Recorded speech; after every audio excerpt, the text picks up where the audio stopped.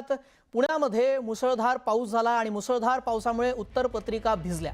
सावित्रीबाई फुले पुणे विद्यापीठातील हा प्रकार समोर आलाय। पावसामध्ये विद्यार्थ्यांच्या उत्तरपत्रिका भिजल्या। सावित्रीबाई फुले पुणे विद्यापीठाकडून या संदर्भात स्पष्टीकरण समोर आलेलं आहे। पुणे शहराच्या विविध भागामध्ये सोमवारी सायंकाळी अचानक अवकाळी पावसाने हजेरी लावली। याच पावसामध्ये सावित्रीबाई फुले पुणे विद्यापीठ अंतर्गत शिक्षण घेणाऱ्या विद्यार्थ्यांच्या उत्तरपत्रिका भिजल्या। याचा व्हिडिओ देखील आता समोर आला आहे। विद्यार्थ्यांच्या शैक्षणिक आयुष्याशी खेळण्याचा हा प्रकार आहे का असा सवाल विद्यार्थी संघटनांनी यातून उपस्थित केलाय। दुसऱ्या बाजूला या उत्तरपत्रिका निकाली काढण्यासाठी संकलित केलेले आहेत, त्यामुळे विद्यार्थ्यांचं कोणतंही नुकसान होणार नाही असं स्पष्टीकरण विद्यापीठाने दिलंय। विद्यापीठ आदेशानुसार अधिकार मंडळामार्फत सावित्रीबाई फुले पुणे विद्यापीठाच्या कोणत्याही सत्राचा निकाल जाहीर झालेल्यानंतर संबंधित उत्तरपत्रिका मूल्यमापन केलं जाणार असं बोललं जातंय। या संदर्भात अधिक अपडेट जाणून घेऊयात। आमचे प्रतिनिधी वैभव सोनावणे या संदर्भात अधिक अपडेट देतील। वैभव, आपण पाहतो या संदर्भात उत्तरपत्रिका भिजल्याचा व्हिडिओ समोर आलेला आहे। नेमकं विद्यापीठाकडून काय स्पष्टीकरण देण्यात आलंय?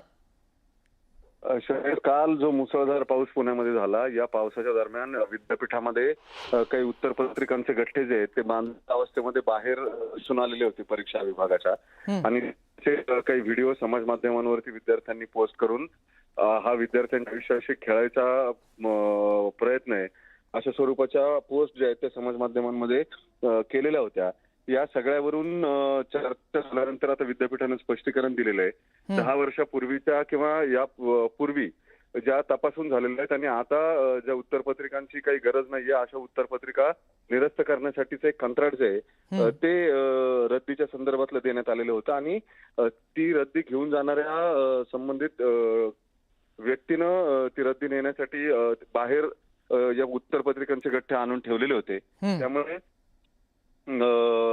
ते गठ्ठे हे विद्यार्थ्यांच्या आताच्या करिक्युलमशी संबंधित नाहीयेत।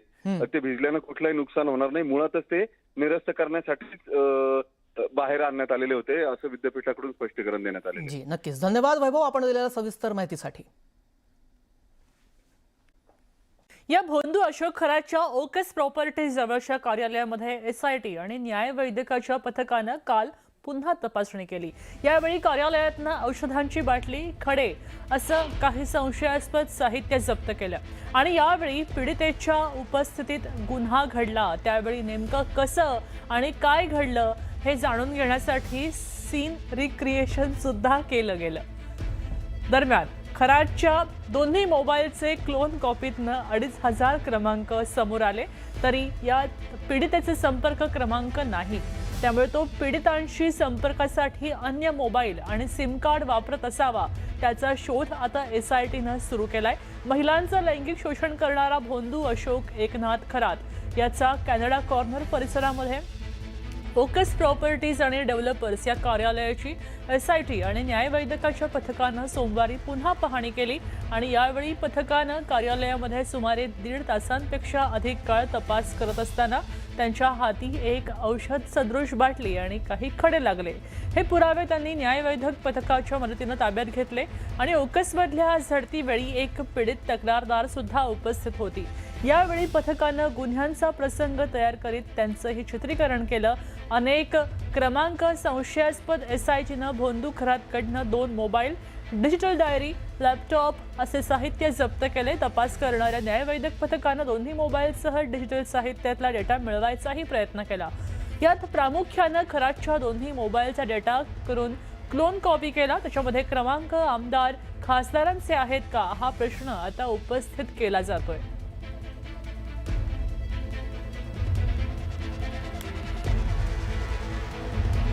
राज्यभर गाजलेल्या शालार्थ आयडी घोटाळ्यामध्ये भोंदू अशोक खरातचा सहभाग होता असा संशय आता वर्तवला जातोय।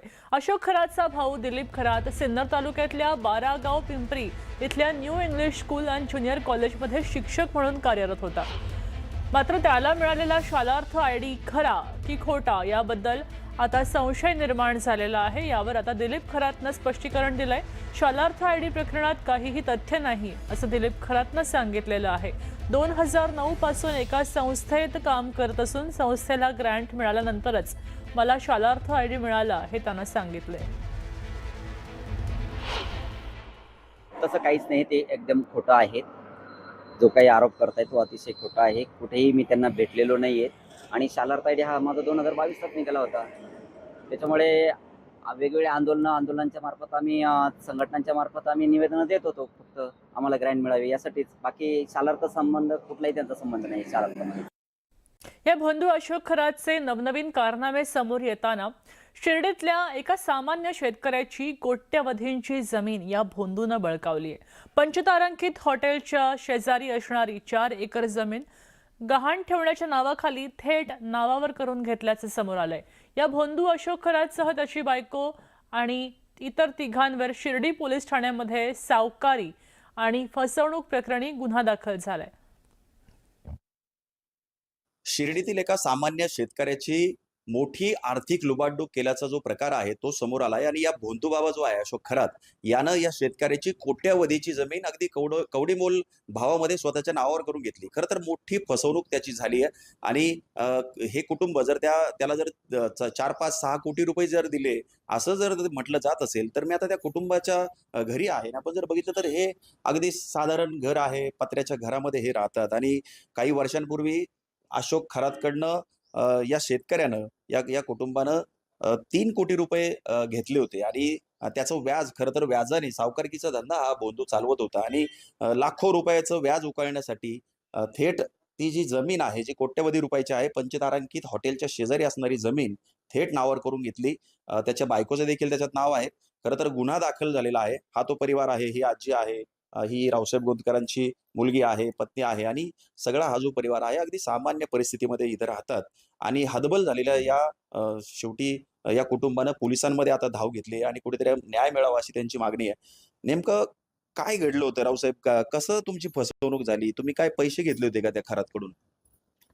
हो, आम्ही घेतले होते. त्यांनी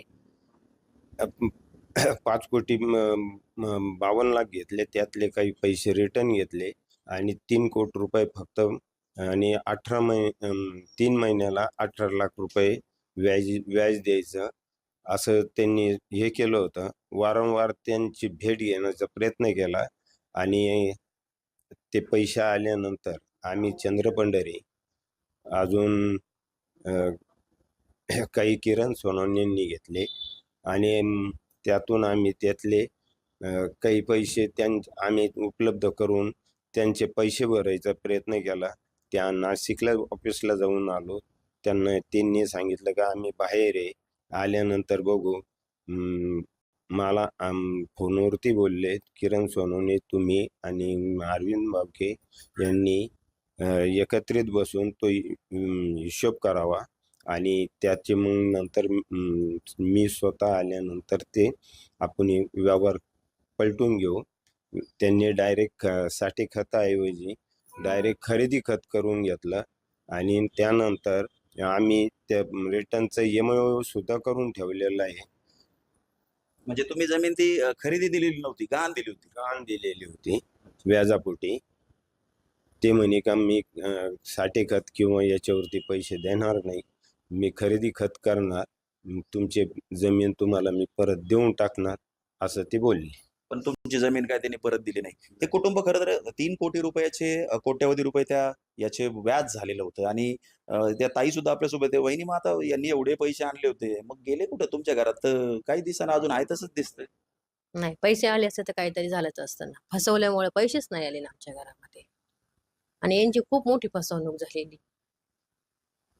म्हणजे 2 वर्ष जर ठेवलं म्हणून आम्ही पण आम्हाला परत द्यायचे त्या भाऊ आम्ही आता आहे काय नाही काय त्यात आम्हाला काही माहित नव्हतं. यांनी कधी काही सांगितलं नाही. ही ठेवलेली भाऊ ते आज पण तसेच म्हणतात, आम्ही ठेवलेली आहे, मला परत मिळवायची. पण आता काय तुमची अपेक्षा, काय झालं पाहिजे? आता त्याच्यात आम्हाला एकच अपेक्षा आहे का आमची जमीन आम्हाला मिळावी. या कुटुंबाला देखील न्याय मिळणं गरजेचं आहे. गुन्हा दाखल झालेला आहे. 5 जणांवरती 2 जणांना अटक देखील आहे. आता पोलीस काय यामध्ये कारवाई करतात हे पाहणं महत्त्वाचं ठरणार आहे. हरीश दिमोटे, न्यूज 18 मराठी, शिर्डी, अहिल्यानगर.